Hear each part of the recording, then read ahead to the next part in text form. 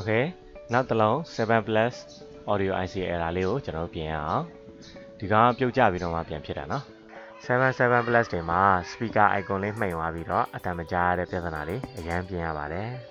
အဲဆိုလို့ရှိရင်ကျွန်တော် audio IC ကိုအရင်ဆုံးခွာလိုက်ရအောင်ပထမဆုံးထင်းယူစီထဲမယ်ထည့်ပြီးလို့ရှိရင်ကျွန်တော်တို့900နဲ့ပဲခွာမယ်เนาะ900ခေါင်းအသေးဆုံးလေးကို30နဲ့ Okay ရင်ကျွန်တော်တို့အဲကန်မှုတ်တဲ့ဘက်ကဟိုဘက်အပြင်ဘက်ခြံကိုတည်ပြီးတော့မှုတ်မယ်နော်တူးတက်တဲ့နဲ့အပြင်ဘက်ခြံကိုတည်ပြီးမှုတ်မယ်ပြုတ်သွားပြီနော်ပြုတ်သွားပြီဆိုလို့ရှိရင်ကျွန်တော်ခဲရှင်းရအောင်ဒီကခဲထပ်မကြွေးထီတော့နော်ခဲကထည့်ပြီးတာအစ်စ်ပဲဆိုတော့ကျွန်တော်တို့ဒီတိုင်းရှင်းလိုက်လို့ရတယ်နော်ခဲခွေကနေပြီးတော့ကျွန်တော်ခဲယူပြီးတော့ရောစရာမလိုတော့ဘူးပေါ့နော်သူကခဲနောက်ထပ်အစ်စ်ထည့်လာတဲ့ခဲပဲဆိုတော့ကျွန်တော်တို့ဒီတိုင်းရှင်းလိုက်လို့ရတယ်အလွယ်တကူအကယ်၍ဒါကျွန်တော်ပထမဆုံးဖြုတ်တာခဲအမှနဲ့ဆိုလို့ရှိရင်တော့ကျွန်တော်ခဲခွေကနေပြီးတော့ခဲအနှဲငယ်ရောပြီးတော့မှရှင်းတာပို့ပြီးတော့လွယ်ကူစေတယ်ပေါ့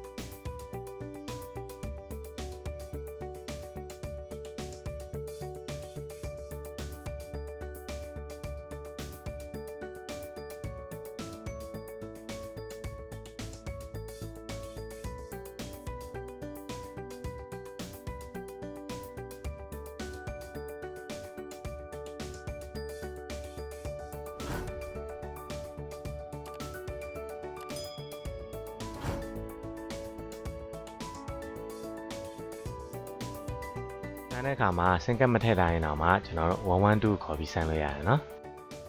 112ပဲခေါ်ပြီးတော့ speaker icon လင်းမလင်းဆိုတာကိုကြည့်ပြီးတော့ဒါကိုစစ်ဆေးလို့ရတယ်နော်။ဒါကြကျွန်တော်ကဖုန်းခေါ်ပြီးတော့ speaker icon မမှိန်နေတော့ဘူး။ဖွင့်လိုက်ရင်လည်းဖြူသွားတယ်ဆိုလို့ရှိရင်ဒါအဆင်ပြေပြီလို့ယူဆလို့ရတယ်နော်။7တွေ7 plus တွေမှာအဲ့ဒီ speaker icon မှိန်သွားပြီးတော့ audio ဘိုင်းမရတဲ့ error အများများပါတယ်။အဲ့လိုမျိုး audio IC အဖြုတ်တက်နဲ့ဂျာမာဂျိုးလေးလုံးနိုင်မယ်ဆိုရင်တော်တော်လေးအဆင်ပြေပါပြီနော်။